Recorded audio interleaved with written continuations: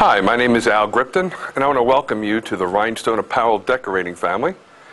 And the purpose of this video is to guide you through the setup, the operation, and the maintenance of your brand new CAMS 1V2P machine. Now the machine will come crated in a small box. After you uncrated it, what you want to do is you want to set it on a sturdy table. Now the dimensions of the top of the table should be 16 inches across from the top in wide and 16 inches from front to back. After you set it on your sturdy table, what you want to do is you want to level it out.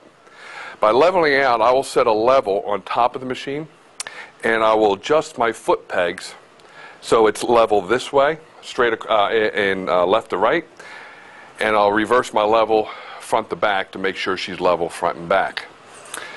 Now, when you get your machine and you open up the doors, a couple of the components that the machine will come with. Number one is a box right here in front, which will house your spare parts. And the inventory in those spare parts is replacement tubing. You have soft and you have rigid. And I'll explain what they do in a minute. You also have some tools. You have a set of Allen wrenches, metric.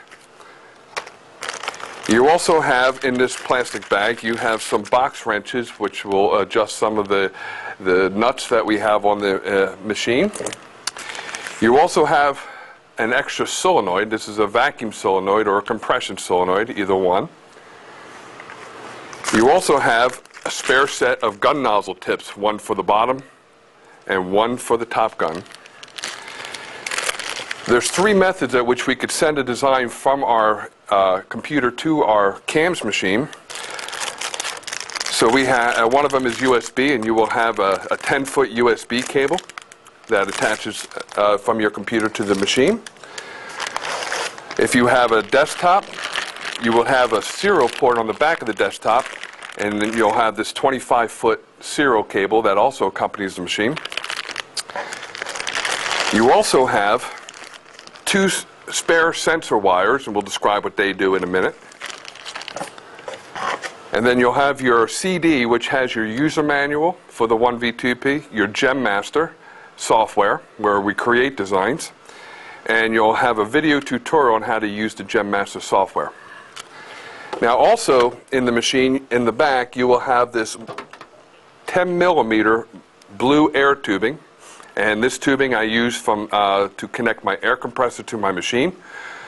Or if longer length is needed, we'll talk about how you can get 3/8 tubing from your local Home Depot or Lowe's to connect in longer runs. This is about 20 feet that you have here. And you also have your power cable. Now the power cable has two prongs on the connector part. You also have this adapter, which allows us to plug into any standard outlet. Just plug this onto the prongs, and there you have it. These are the components that come with your machine. Your machine will also be delivered with a test pattern that has been run on your machine. Every machine that leaves our warehouse will be prepped and tested before shipping. So you always have a certified workable machine as it leaves here. The next thing we'll talk about is connecting the air compressor to our machine. I'm going to talk about the air compressor a little bit. It will be the comp air system that you'll get.